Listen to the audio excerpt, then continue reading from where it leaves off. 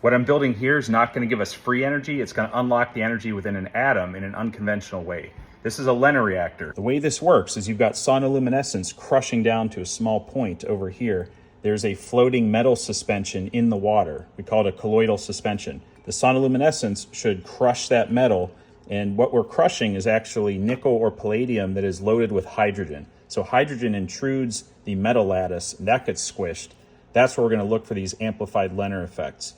Classically, there's been anomalous heating in LENR. We want to amplify that up to like 10,000 Kelvin instead of room temperature and see what happens. This right here is a one-way valve, basically. We call it a Tesla valve, but on top there's a little electrolysis chamber. This is where we generate hydrogen.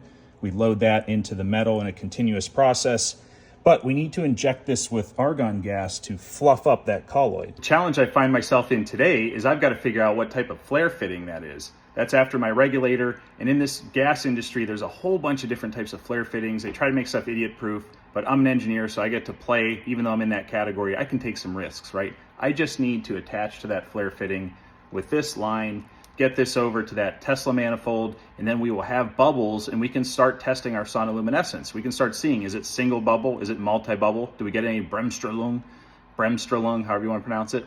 That's where we want to be in the next steps. Because this is open source and self-funded, and because you should know me by now, I accumulate valuable stuff, like this organizer full of fittings. What a find this is. I want to say I bought that for like $15 at a local industrial surplus outlet. There's like thousands of dollars of fittings in here. A lot of swage lock, stuff like that, a lot of stainless. We're gonna dig through it, see what we can find. This is really unbelievable. Parker, all right. Whoa. Oh, wow. These are like compression end caps. Oh, that's like $480 right here in this one little box that was in one little drawer of this organizer. Unbelievable. Getting warmer, I did find this fitting right here, which does thread on.